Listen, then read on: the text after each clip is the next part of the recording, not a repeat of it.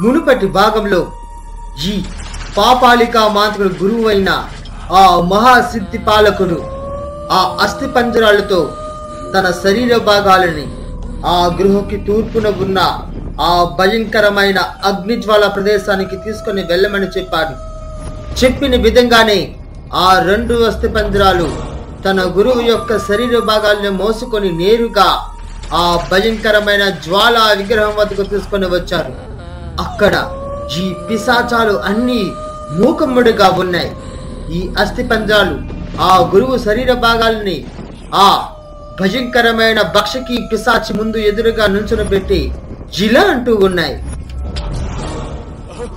మాతా, భయంకర భీకర భక్షకి పిశాచి, మీ పాదాల చెంత ప్రవేశపెట్టినది మా గురువైన అచంచల మంత్రికుడు.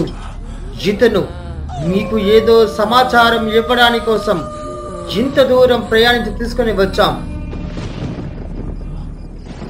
అని ఈ అస్థి పంజరాలు 2 ఆ యొక్క భక్షకి పిశాచి ఎదురుగా నుంచుని చెబుతూ ఉన్నాయి.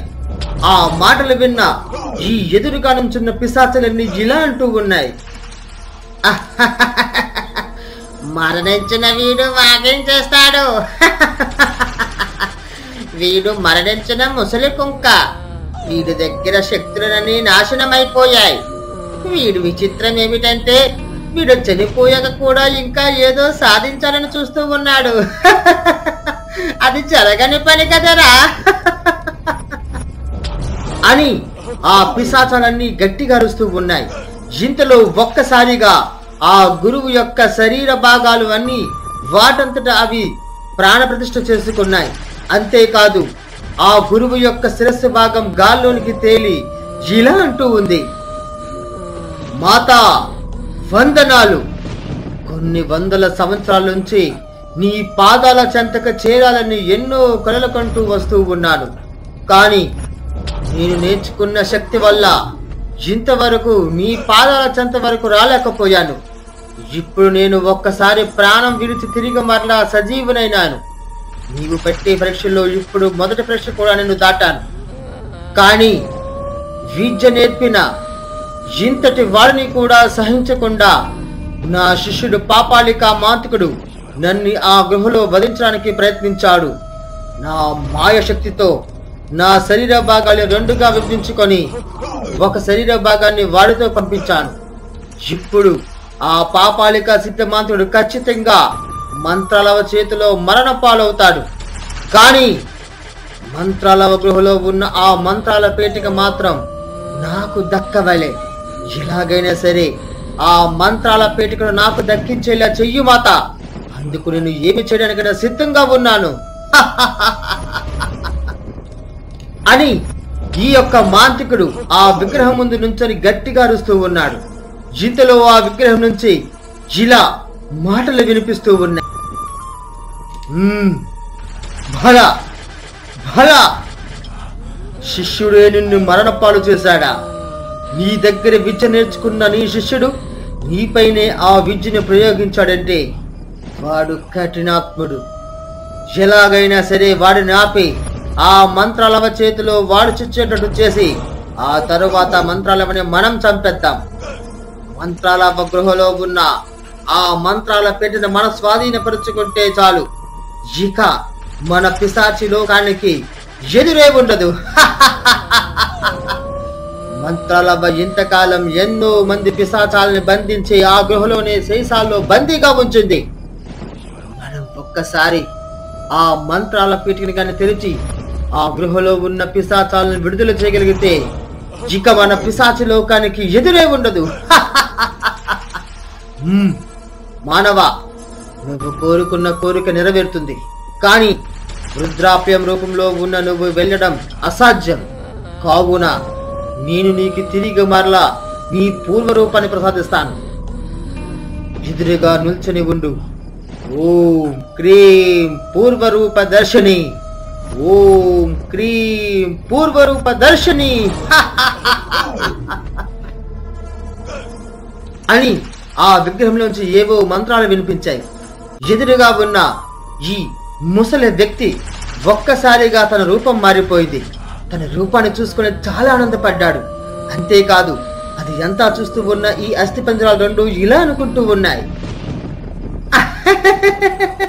మన మాంత్రికుడు పూర్వ రూపం దాల్చుకున్నాడు, బలి బలి బలి బలి, ఈసారి పాపాలి కాసిద్ద మాత్రుడికి మరణం తప్పదు.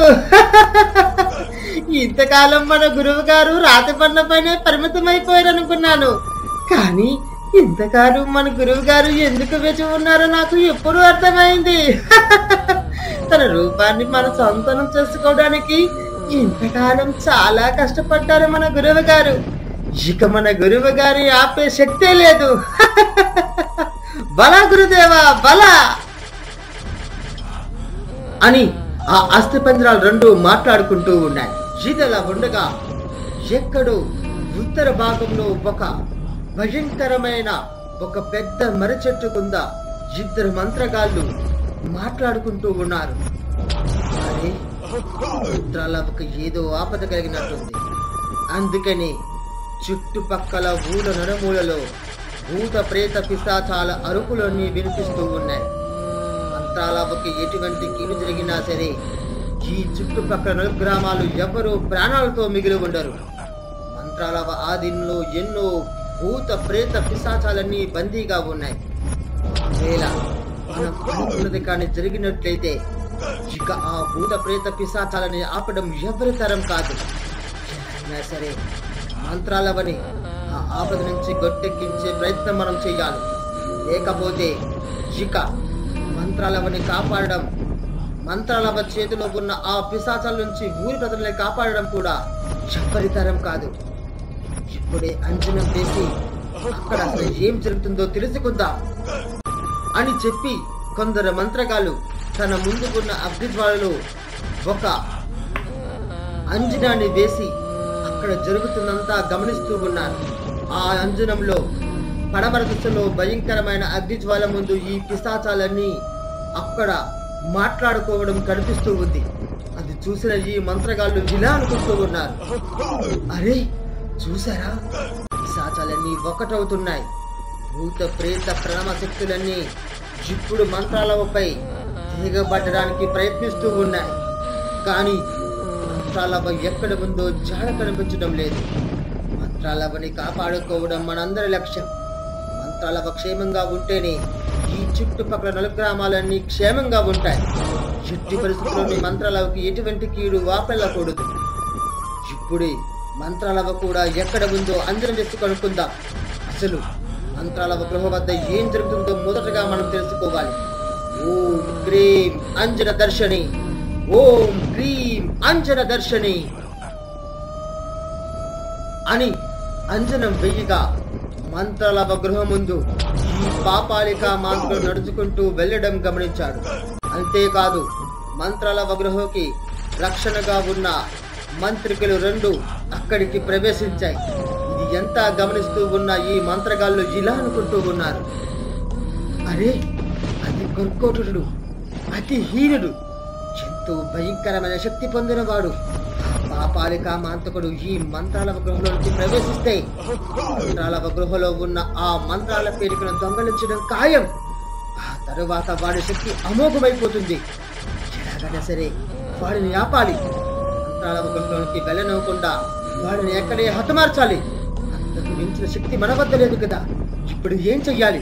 వాడు ఖచ్చితంగా మంత్రాల గృహలోకి ప్రవేశిస్తే వాడు అనుకున్నది సాధిస్తాడు. మంత్రాలవ మరణం ఖాయం. ఎలాగైనా ఆపాలి.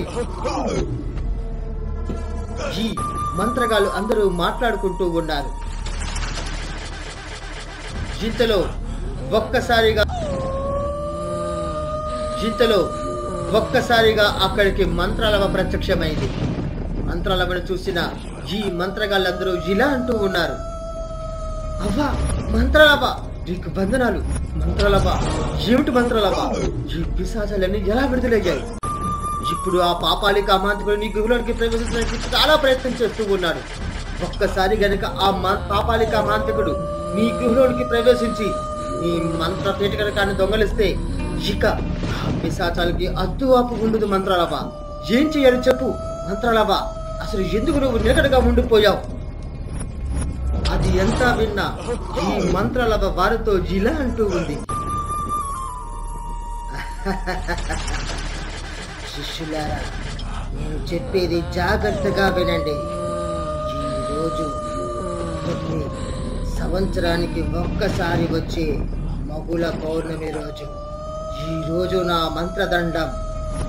మంత్రదండంలో ఉన్న మంత్రాలు కూడా ఎవరిపైన ప్రభావితం చూపించవు. ఆ విషయం తెలుసుకున్న ఈ పిశాచాలన్నీ మూకుమ్మడిగా నా పైన మంత్రచారణ చేసి నన్ను బలిదివ్వడానికి సిద్ధమవుతూ ఉన్నారు. చావుకు భయపడదు ఈ మంత్రాలవ్వా. మీ సహాయంతో ఇప్పుడు వాళ్ళని ఎలా ముక్కు తిప్పల పెడతానో చూడండి. మీలోకి నా శక్తిని ఒక్కొక్కటిగా ప్రవేశింపబెడతాను. మీరు అందరూ నలుదిక్కులుగా వెళ్ళి ఆ పిశాచాలని బంధిస్తే చాలు.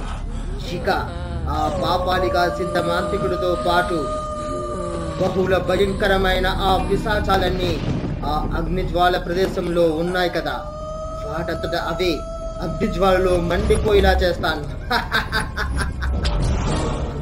మంత్రదండంలో శక్తి లేకపోతే ఏమి, మంత్రాల బొర్రలో ఉన్న మంత్రోచ్చారణ శక్తి మొత్తాన్ని మీకు దారపోస్తాను. తిరిగి మరలా కార్యోచ్చారణ అయిన తర్వాత నా శక్తి నాలోనికి ప్రవేశిస్తుంది అని మంత్రాల వాళ్ళతో చెబుతూ ఉంది. ఆ మాటలు విన్న ఈ మంత్రగాల్లో ఒకరు ఇలా అంటూ ఉన్నారు,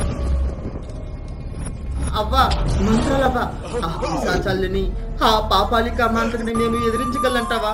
ఆ పాపాలికా మాంత్రికుడు అసలే చండశాసనుడు, జాలి దయ్య కరుణాలని భయంకరమైన మాంత్రికుడు. వాటిని ఎదిరించడం మా వల్ల కాదవ్వా. ఎలాగైనా సరే ఇంకొక ఉపాయం ఉంటే చూడవ్వా. అబ్బా మంత్రాలవ్వా, ఏదో ఒక విధంగా మాత్రం ఈ పిశాచాలన్నింటినీ నాశనం చెయ్యాలి. ఈ ఊరికి పెట్టిన సీడను విడుదల